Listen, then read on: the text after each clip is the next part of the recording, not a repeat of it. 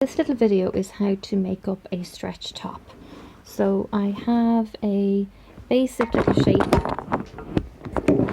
of a stretch top cut out. Sorry, I'll just show it to you now.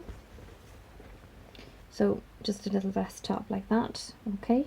So as you can see, I've already done one armhole and I've sewn up the side seams and the shoulder seams. So I still have one side seam left to do. So I'm going to show you how to do that, and then I'm going to show you how to finish off the neck and the armholes. Okay.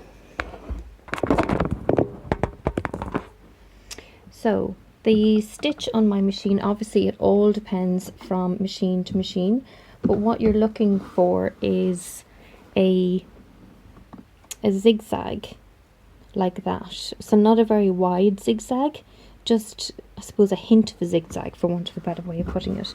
So on my machine that is just about here, and then on number 3. But as I say, it depends on your machine. Okay, so you start off.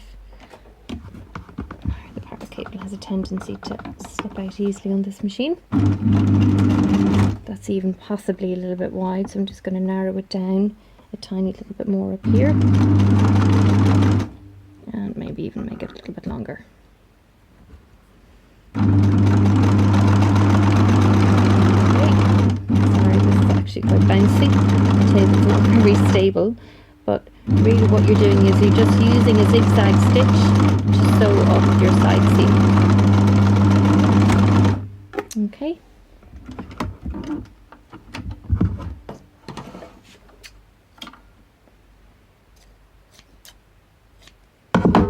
So there you have it, a nice neat little zigzag for your side seam. And what that does is that when you stretch it, it won't snap, whereas if that was a straight stitch, that would snap. You wouldn't be able to do that with it. So that's the beauty of doing it with a zigzag.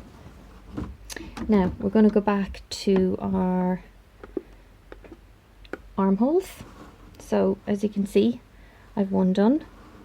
So it hasn't actually been pressed yet. So you're looking for a closer zigzag on this one, okay? Because basically what you're trying to do is actually kind of cover the inside of the seam. So I would recommend starting at the bottom of the armhole, and you're going to work on the right side, folding your seam onto the inside. So open up the side seam underneath, turn through your centimetre. And you do actually have to kind of stretch this as you go. Okay, so make sure it's all nice and flat underneath before you start. And as you can see, you know, if you just let that turn without stretching it, that would go way under there. So you do have to stretch that side underneath as you go round.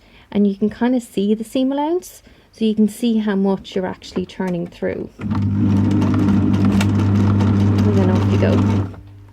And ideally what you want to do is try and kind of cover the edge of that. Now it's not essential, but if you can actually manage to do it, it'll be brilliant. So it's kind of important to stretch it a wee bit, but at the same time obviously you have to be careful not to stretch it too much, because you don't want to stretch the whole thing out of shape. But as I say, you can kind of see the seam allowance through the fabric, so at least you've got an idea of what you're doing. But the reason why I'm doing it on the right side and not the wrong side is because it can be inclined to chew it up a little bit if you do it the other way around.